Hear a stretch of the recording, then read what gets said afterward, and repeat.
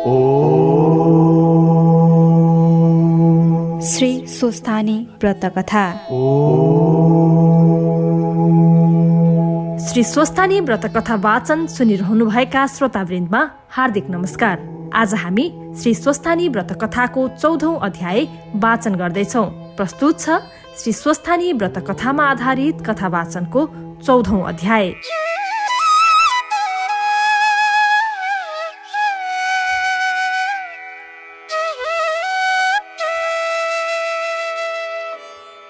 कुमारजी आज्ञा गर्नुहुन्छ। हे अगस्त्य मुनि, त्यहाँपछि पार्वतीले स्वस्थानी परमेश्वरीको प्रसाद 8 रोटी, 8 अक्षता, 8 बेली पुष्प, 8 जनै, 8 पान, 8 कुणका सुपारी र फल सगुन समेत ल्याई श्री महादेवलाई भनिन्।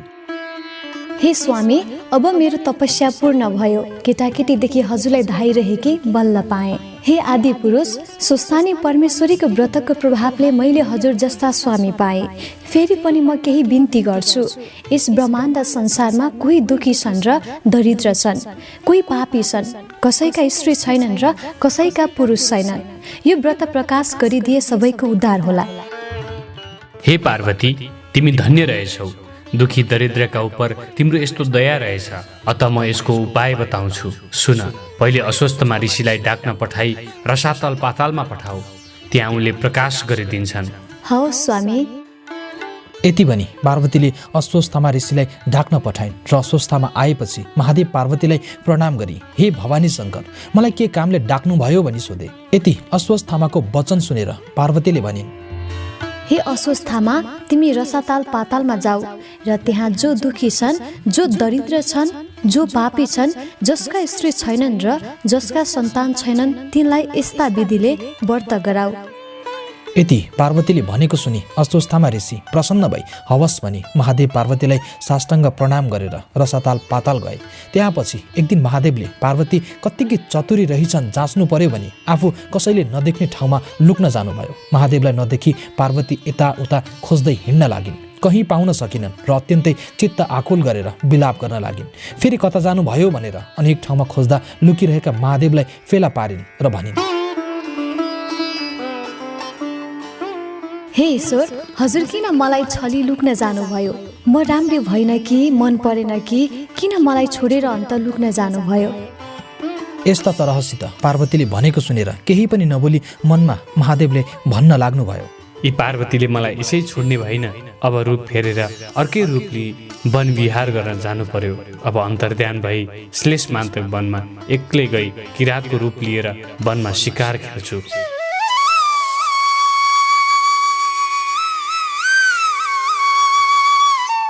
यति भनी श्री महादेव त्यहाँबाट अन्तर्ध्यान भई श्लेषमान्तक वनमा एक्लै गई किरातको रूपले वनमा शिकार खेल्दै हिँड्न लागे। फेरि महादेवलाई देखिनन् र पार्वती मनमा साह्रै दुःख मानेर यसरी महादेवले मलाई किन छल्नुभयो भनी शङ्का गरेर ध्यान दृष्टिले विचार गरिन्। अनि महादेव किरातीको रूप धरेर श्लेषमान्तक वनमा शिकार खेल्दै हिँडेको थाहा पाइन् र महादेवलाई छकाउनका निम्ति अत्यन्तै राम्री किरातिनीको रूपधारी अनेक तरहका हाउभाउ कटाक्षी युक्त भई श्लेषमान्तक वनमा गएर एउटा ठूलो वृक्षको छायामा बसिरहे। महादेव पनि वन फिर्दै त्यहीँ आइपुगे र ती किरातिनी रूप पार्वतीलाई देखेर मोहित भई सोध्न लागे, हे सुन्दरी, तिमी को हो? देवकन्या हो कि यक्षकन्या हो? नागकन्या हो कि अथवा अप्सरा हो कि? मैले हेर्दा त यस ब्रह्माण्ड संसारमा तिमी जस्ती सुन्दरी अझसम्म देखेको छैन। फेरि तिमी एक्लै यस वनमा आई किन बसिरह्यौ? तिमीलाई डर लाग्दैन? यस अघोर वनमा वन जन्तु, बाघ, हात्ती आदिको डर पनि कति नमानी निर्धक्कसित किन बसेकी? यस कुराको वृत्तान्त मलाई कहू। यति किराती रूप महादेवले भनेको सुने किरातिनी रूप पार्वतीले महादेव यिनै हुन् भनी मनमनले दण्डवत प्रणाम गरिन्। महादेव कस्ता किसिमसित आएका थिए भने बायाँ हातमा धनुष र दायाँ हातमा त्रिशूल लिएका, सर राख्ने ठोक्रो काँधमा भिरेका, नाकका गहना लगाएका, महाभयङ्कर मूर्ति भएका यस्ता किराती रूप महादेवलाई पार्वतीले भन्न लागिन्, हे किरात, म यहाँ बसेकी धेरै दिन भयो। किरातिनी हुनाले बाघ, हात्ती आदिको डर पनि मलाई के लाग्दैन। तपस्या गरेर बसेकी छु। यस्ता तरहसित दुई स्त्री पुरुषको अनेक कुरा हुँदैमा साँझ पर्यो र किराती रूप महादेव आज्ञा गर्छन्, हे सुन्दरी, तिमी पनि एक्लै छौ, म पनि एक्लै छु। अब हामी दुवैजना यहीँ बास बसौँ। हे किरात, तिमी लोग्ने मानिस, म स्वास्ने मानिस। एक्लै यस्तो वनका बीचमा कोही नभएका ठाउँमा कसरी एकै स्थानमा बास बसौँ?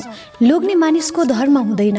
राम्री स्वास्नी मान्छे देखेपछि घर, आमा बाबु सबै बिर्सिन्छन्। तसर्थ एकै ठाउँमा बास नबसौँ, यो कुरा नगर। हे सुन्दरी, यस कुरामा केही शङ्का नगर।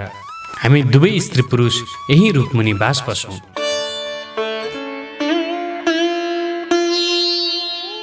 महादेवले यति भनिसकेपछि दुवै स्त्री पुरुष त्यही रुखमुनि बास बसे। यस्ता तरहसित बस्दा बस्दा कैयौँ दिन बित्यो र पार्वतीको मनमा यसै बसेर कति दिन निर्वाह गर्ने? यी भोलानाथ त सधैँ यसै गरी बसेर पनि भुक्तान गर्न सक्दछन्। अब केही जुक्ति गर्नु पर्यो भनेर विचार गरेर महादेवलाई छली आकाश बाणी भएझै गरेर भन्न लागिन्, हे ईश्वर, हजुरले याद नराख्दा हामी ब्रह्मा, विष्णु, इन्द्रादि सबैले साह्रै दुःख पायौँ। यसै बस्नुभयो भने हाम्रो उद्धार को गर्ला? हे करुणामय, कैलाशको चर्चा गरेर हाम्रो उद्धार गर्नुहोस्।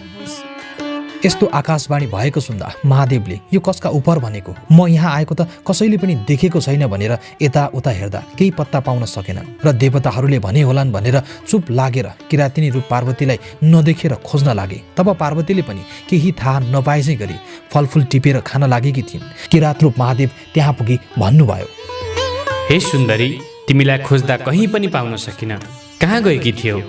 हे किरात, भोक लाग्दा कन्दमूल खोज्न गएकी हुँ, कहीँ पनि गएकी छैन।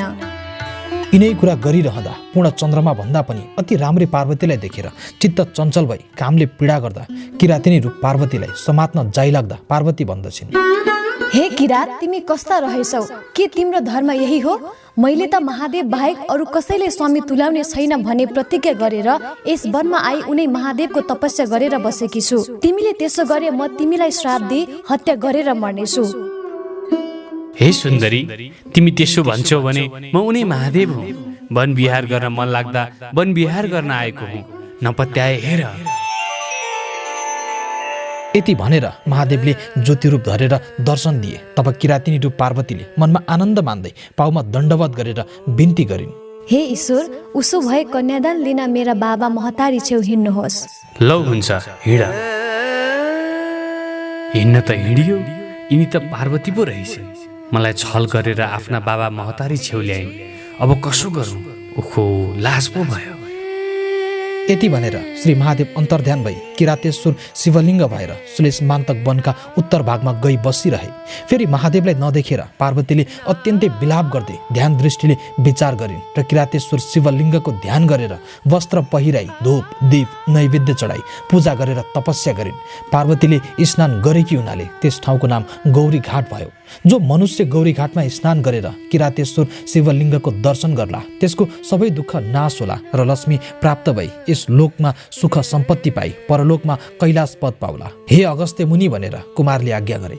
त्यसपछि यस्तै तरहसँग नित्य पार्वतीले तपस्या गरेको देखेर महादेव प्रसन्न भई हँसिलो मुख गरेर आफ्नो स्वरूपको दर्शन दिए। अनि पार्वतीले मनमा आनन्द मानेर पाउमा परेर दण्डवत गरी अञ्जली बाँधेर बिन्ती गरिन्, हे ईश्वर, किन हजुरले मलाई यस्ता तरहसँग दुःख दिनुभयो? म हजुरको मन परिन कि? यस्तै अनेक तरहले विस्मात गरेको सुनि महादेव प्रसन्न भई पार्वतीलाई अङ्कमाल गरेर आफ्ना काखमा लि त्यहाँबाट अन्तर्ध्यान भई हिमालयका घर गए। यस्ता तरहसँग महादेव पार्वती आएको देखेर हिमालयले अत्यन्तै आनन्द मानेर पुष्प वृष्टि गरी आसनमा बसाली 84 व्यञ्जन तयार गरेर भोजन गराए। त्यहाँ 2-4 दिन बसेर महादेवले पार्वतीसँग भन्नुभयो, हे प्रिय, धेरै दिन भयो कैलाश शून्य छ। अब यहाँ हामी बसेर के गर्नु? कैलाश जाउँ, हिँड। तिम्रा माता पितासँग बिदा लिन जाउँ। हे पिता, सतीदेवी मर्नाले धेरै दिनदेखि कैलाश शून्य छ। तपाईँले आज्ञा दिए कैलाश जाँदो हुँ। महादेवले पिता भनेको सुनि हिमालय बहुतै सन्तुष्ट भई बिन्ती गर्छन्, हे त्रैलोक्यनाथ, सम्पूर्ण देवताका पितामह तपाईँले अज्ञानी चाहिँ मलाई मोहले छोपेर हे पिता भन्नुभयो। मेरो सबै अज्ञान नाश गरेर ज्ञान दिनुहोस्। सदैव तपाईँको भक्तिमा मेरो चित्त लागोस्। हे शशि शेखर, पहिले पूजा गर्छु भनेर छोरी र ज्वाइँलाई नाना वस्त्रालङ्कार पहिराई सिंहासनमा बसाई षोडशोपचारले पूजा गरेर स्तुति गर्न लागे। हे भवानी शङ्कर, जस्तो लक्ष्मी नारायण समुद्रका घर जाँदा समुद्रलाई हर्ष भएथ्यो त्यस्तै तपाईँ दुई स्त्री पुरुष मेरो घरमा राज गर्नाले मलाई हर्ष भयो। हे जगदीश्वर, हजुर कस्ता भने आफ्नो मायाले ब्रह्माण्ड संसार व्याप्त गरेर बस्ने, यस्ता हजुरलाई कोटी कोटी नमस्कार। फेरि समुद्र मन्थन गर्दा कालकुट विष निस्क्यो र संसार दग्ध हुन लाग्यो। त्यो विष कण्ठमा राखी रक्षा गर्नुभयो र नीलकण्ठ नाम रह्यो, यस्ता हजुरलाई कोटी कोटी नमस्कार गर्छु। हे विश्वम्भर, आफैले सृष्टि गरी आफै संहार गर्ने यस्ता हजुरलाई कोटी कोटी नमस्कार। हे परब्रह्म, त्रिपुरासुर दैत्यलाई मार्दा हजुरको रथको सामग्री कस्तो थियो भने पृथ्वी नै रथ, चारै वेद घोडा, चन्द्र सूर्य रथका पाङ्रा, ब्रह्मा सारथी, सुमेरु पर्वत धनुष, शेषनाग धनुषको ताँदो र विष्णु बाण गरी मार्ने यस्ता हजुरलाई कोटी कोटी नमस्कार। हे युगेश्वर, ब्रह्मा पनि तपाईँ, स्थावर पनि तपाईँ, जङ्गम पनि तपाईँ, एमका एम पनि तपाईँ, नारायण पनि तपाईँ, सत्व रज तम त्रिगुण पनि तपाईँ, मृत्यु पनि तपाईँ, देवताका देवता पनि तपाईँ, अनाथका नाथ पनि तपाईँ, शिवरूप पनि तपाईँ, अनन्त पनि तपाईँ, अष्टवसु पनि तपाईँ, द्वादशादित्य पनि तपाईँ, दिक्पाल पनि तपाईँ, ब्रह्माण्ड संसारमा सम्पूर्ण प्राणीका हृदयमा बसेर पाप पुण्यका साक्षी भइरहेका पनि तपाईँ।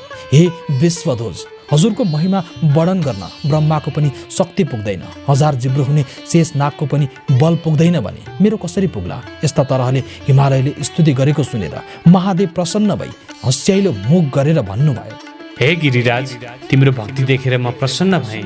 सदैव मेरो भक्तिमा चित्त लगाई कैलाश पद पाए। अब हामी जान्छौँ। यति भनी हिमालय र मेनकासित विदा भई साँडेमा चढेर पार्वतीलाई काखमा लिई कैलाश पर्वतमा पुगी प्रमथगणसहित आनन्दले रहे।